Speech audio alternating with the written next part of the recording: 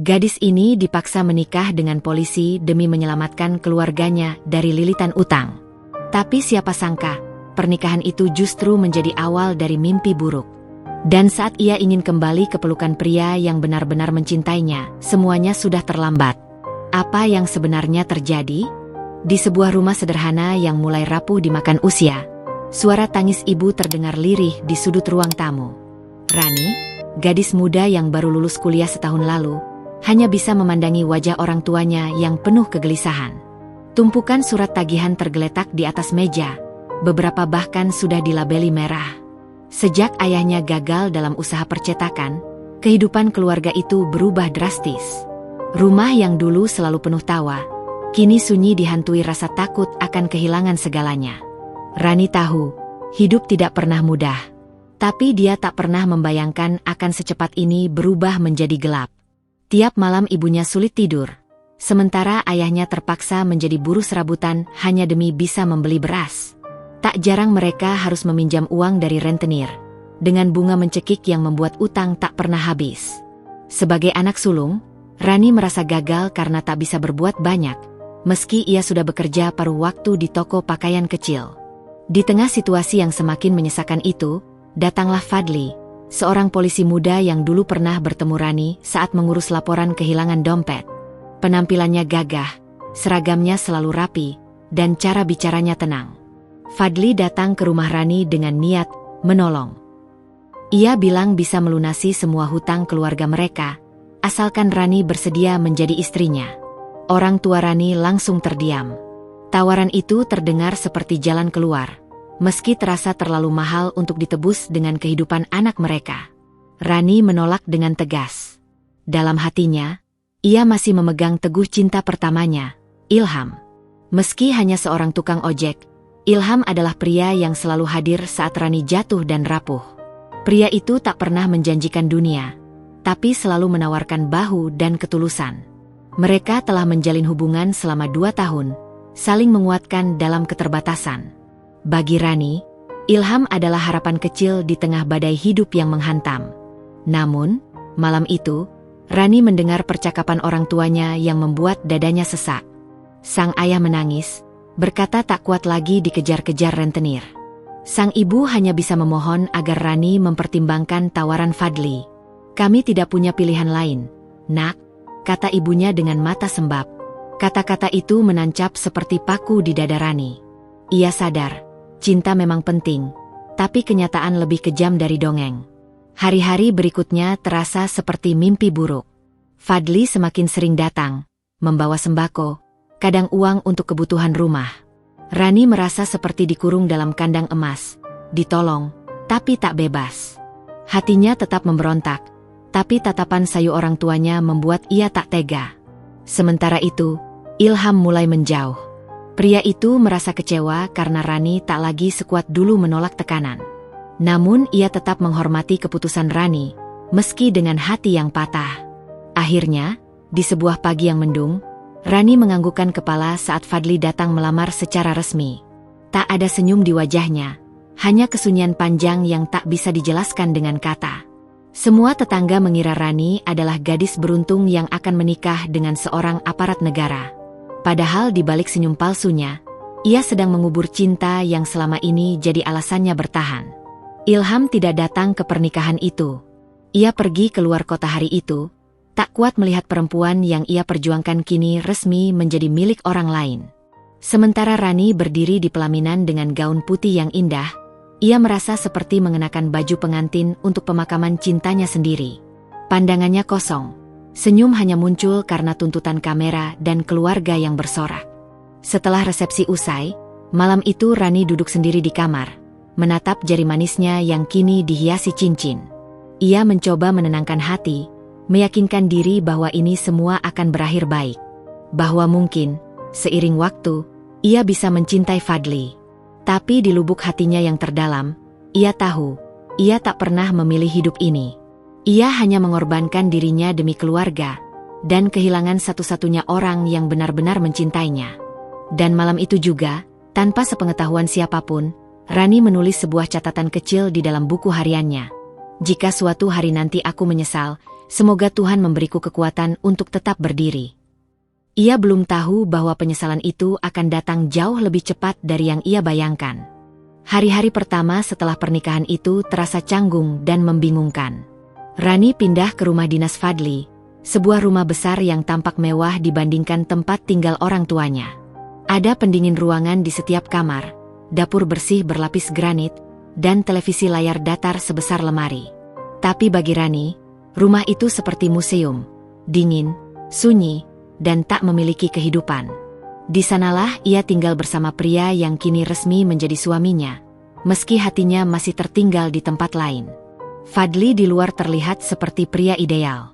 Di lingkungan tetangga, ia dikenal disiplin dan murah senyum. Beberapa ibu-ibu bahkan memuji Rani karena berhasil menaklukkan polisi muda yang tampan dan mapan. Tapi ketika pintu rumah tertutup dan tak ada mata yang melihat, Fadli berubah. Ia mulai mengatur semua gerak Rani. Dari pakaian yang boleh dikenakan, siapa yang boleh ditemui, bahkan jam berapa Rani harus tidur.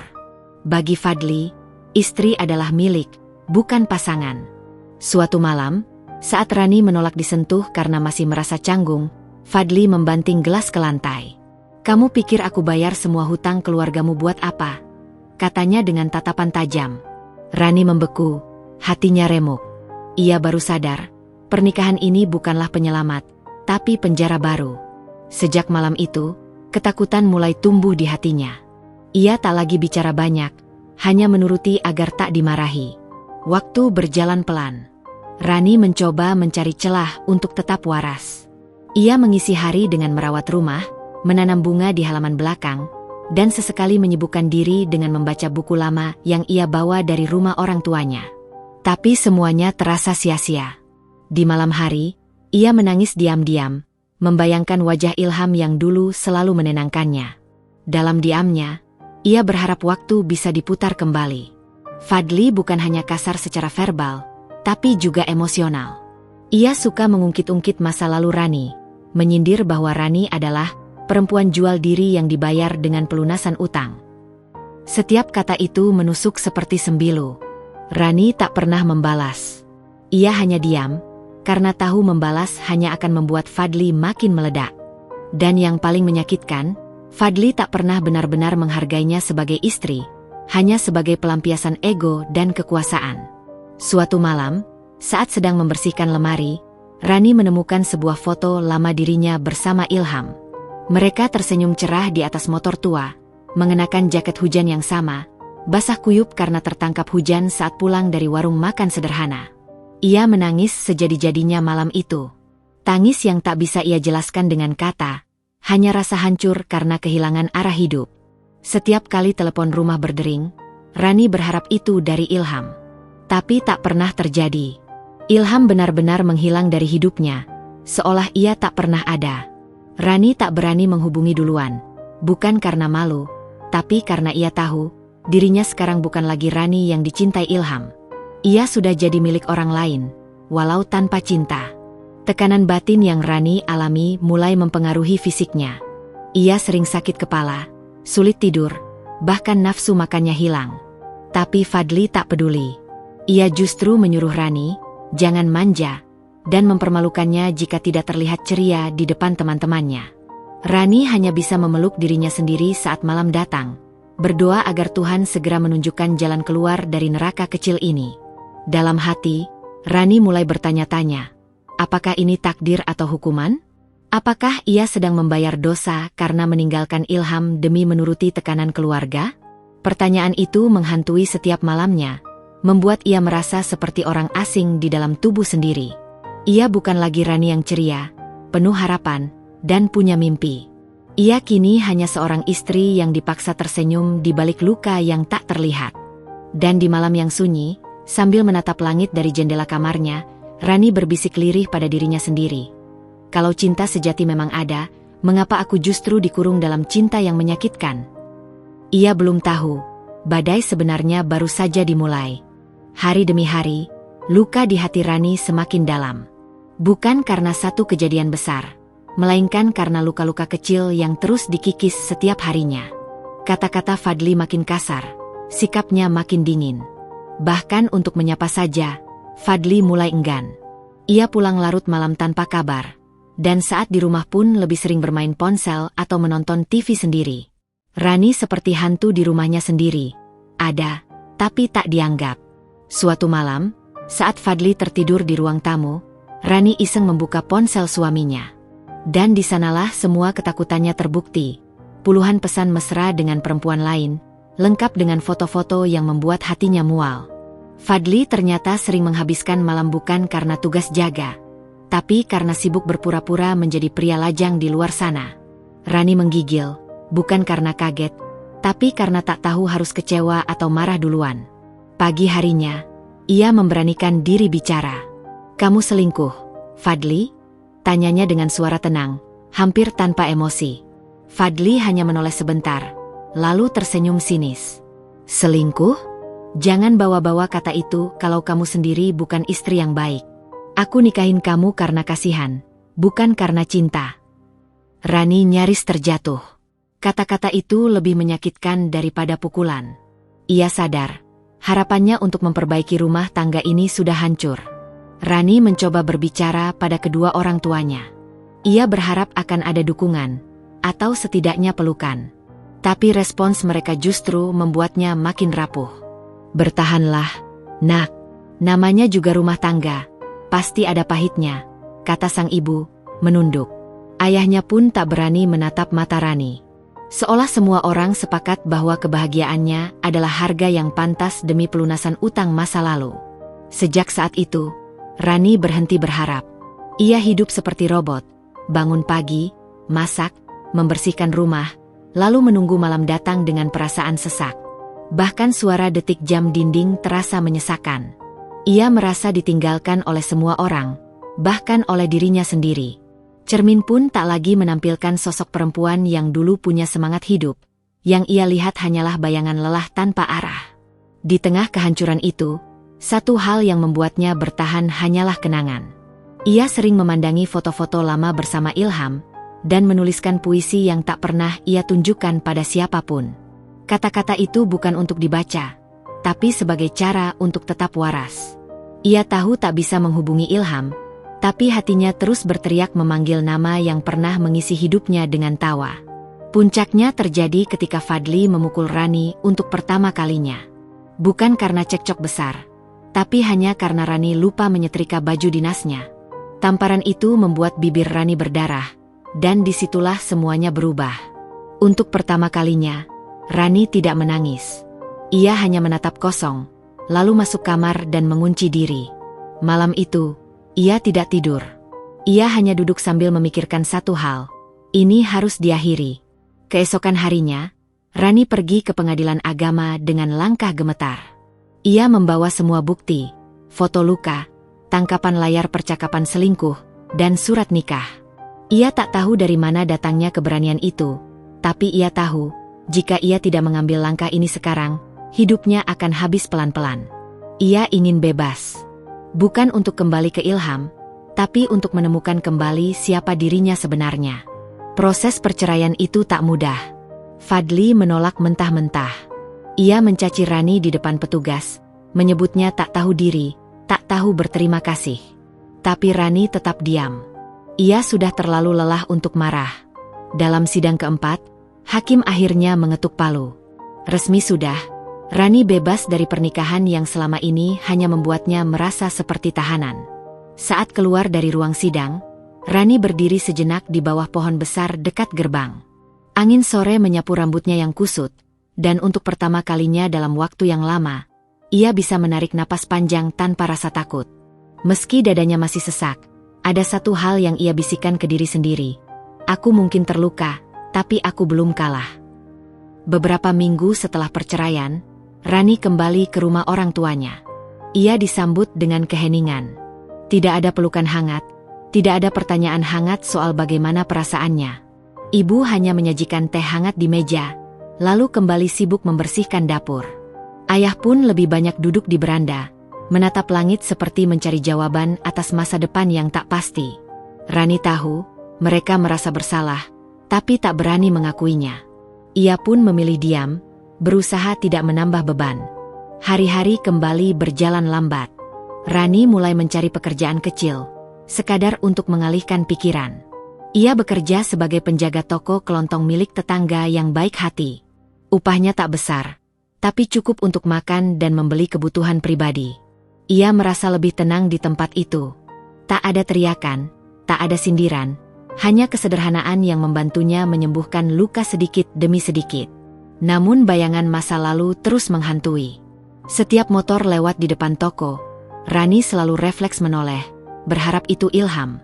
Namanya masih terpatri di sudut hati yang belum bisa ia hapus. Sampai suatu sore, seorang pelanggan memberinya kabar yang menggetarkan. Ilham sekarang sudah sukses.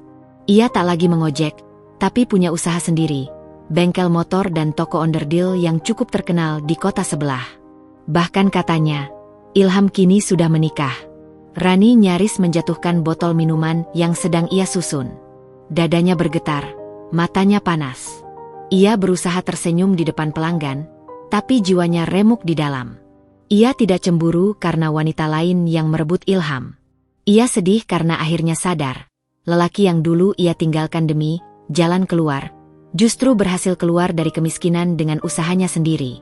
Tanpa menjual siapapun, tanpa menyakiti siapapun, tanpa mengorbankan cinta. Malam itu, Rani duduk sendirian di teras rumah, menatap langit gelap yang tak berbintang. Ia menangis pelan, bukan karena Ilham telah menikah, tapi karena dirinya telah memilih jalan yang salah ketika semesta memberinya dua pilihan. Ia sempat punya seseorang yang mencintainya dengan tulus, tapi ia lepaskan karena desakan dan rasa kasihan terhadap orang tua. Kini, ketika ia kembali berdiri sendiri, Ilham sudah melangkah jauh ke depan, tanpa menoleh ke belakang. Rani akhirnya memberanikan diri pergi ke kota sebelah, pura-pura lewat untuk membeli suku cadang motor. Ia berdiri cukup jauh dari bengkel Ilham, melihat dari kejauhan. Di sana, Ilham sedang melayani pelanggan, ditemani seorang perempuan muda berkerudung yang sangat cantik dan tampak lembut. Wajahnya bersinar, senyumnya ramah, dan anak kecil di pelukannya tertawa riang.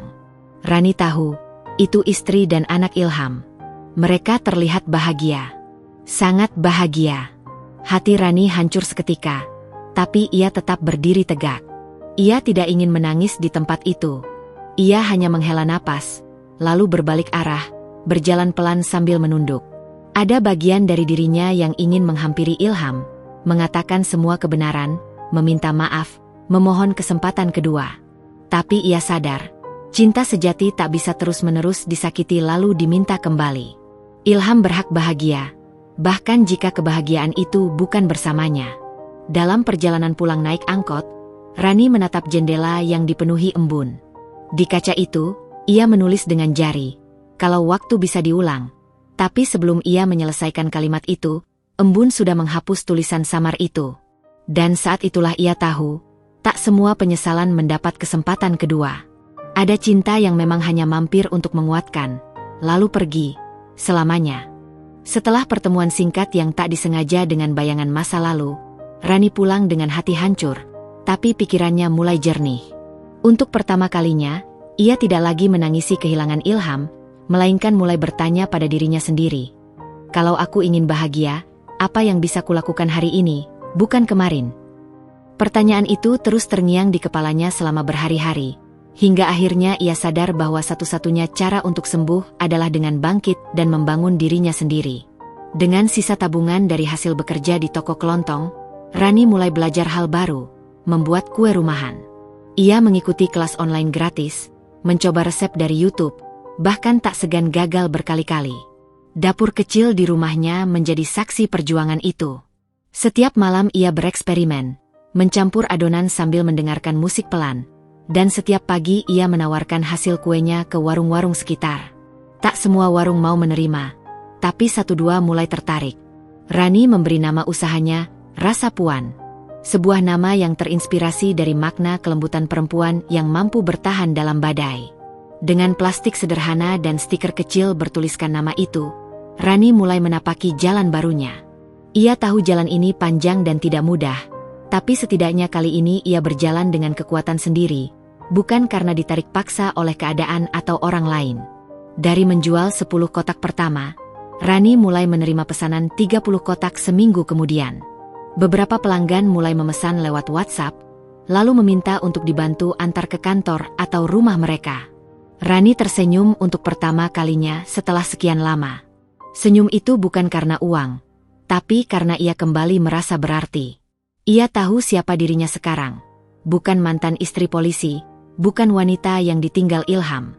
Tapi Rani, seorang perempuan kuat yang bisa berdiri dengan kedua kakinya sendiri. Suatu hari, seorang ibu yang sering memesan kuenya datang ke rumah. "Rani, kamu nggak tertarik jualan di bazar mingguan di alun-alun? Saya bisa bantu daftarkan." "Loh," katanya. Rani sempat ragu, tapi akhirnya menerima tawaran itu. Di bazar itulah, untuk pertama kalinya ia berdiri di hadapan orang banyak, menjajakan dagangannya dengan percaya diri. Meski tangannya gemetar saat memberikan kue pertama ke pembeli, ia tahu, ini adalah awal dari perubahan besar. Bulan demi bulan berlalu, dan usaha, Rasa Puan, mulai dikenal. Bahkan ada akun Instagram lokal yang mereview kuenya dan menyebutnya sebagai kue rumahan ternak dengan rasa penuh perjuangan.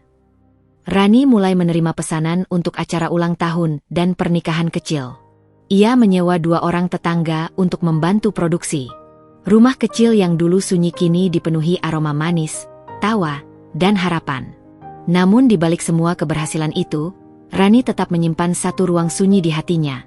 Bukan untuk Ilham, tapi untuk rasa bersalah pada dirinya sendiri. Tapi ia tidak membiarkan luka itu menguasainya lagi. Ia tahu, hidup bukan tentang siapa yang mencintai kita, tapi bagaimana kita mencintai diri kita sendiri. Ia tidak ingin kembali menjadi perempuan yang menunggu diselamatkan. Kini, dialah yang memegang kendali atas hidupnya. Dan pada suatu sore yang cerah, saat ia duduk di teras rumah dengan secangkir teh dan melihat karyawannya sibuk membungkus kue, Rani tersenyum sambil berbisik dalam hati. "Dulu aku pernah jatuh karena cinta. Tapi kini, aku bangkit karena diriku sendiri. Dan rasanya, jauh lebih membahagiakan." Beberapa tahun telah berlalu. Nama, Rasa Puan, kini bukan hanya dikenal di kotanya, tapi juga mulai dipesan dari luar kota lewat media sosial. Rani sudah memiliki toko kecil yang sederhana namun nyaman. Ia membuka kursus membuat kue bagi ibu-ibu rumah tangga yang ingin mencari penghasilan tambahan. Hidupnya yang dulu dipenuhi air mata, kini berubah menjadi lembaran baru yang penuh cahaya. Tapi satu hal yang tak pernah ia sangka adalah pertemuannya kembali dengan seseorang dari masa lalu. Hari itu, Rani diundang menjadi pembicara di sebuah seminar UMKM perempuan. Di sana, ia bercerita tentang perjuangan hidupnya, tentang jatuh dan bangkit, tentang bagaimana ia pernah kehilangan segalanya, termasuk cinta. Saat sesi tanya jawab, seorang pria berdiri dari bangku belakang. Rani mengenali wajah itu seketika. Senyumnya masih sama, meski kini terlihat lebih dewasa. Itu Ilham, pria yang dulu ia tinggalkan, yang kini menjadi bagian dari kenangan paling dalam. Ilham menghampirinya usai acara. Mereka berbincang di taman, seperti dulu saat mereka masih muda dan penuh mimpi. "Aku bangga sama kamu, Ran," kata Ilham dengan mata berkaca-kaca. Rani tersenyum, tidak lagi dengan rasa ingin memiliki, tapi dengan kedewasaan yang menghangatkan hati. "Dan aku senang kamu bahagia," jawabnya. Tak ada lagi penyesalan, hanya 2 jiwa yang saling menghargai takdir masing-masing. Ilham bercerita bahwa istrinya mendukung penuh semua usahanya, dan mereka bahkan membuka cabang usaha baru di bidang otomotif. Rani pun mengangguk, bahagia melihat cinta sejati yang ia tinggalkan ternyata tumbuh subur di tempat lain. Tak ada rasa iri, justru ada kelegaan, karena akhirnya ia benar-benar bisa melepaskan. Kadang, yang kita cintai memang bukan untuk dimiliki, tapi untuk dikenang dengan tulus.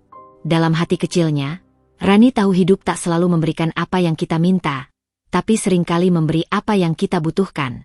Ia tidak menikah lagi, tapi bukan karena trauma.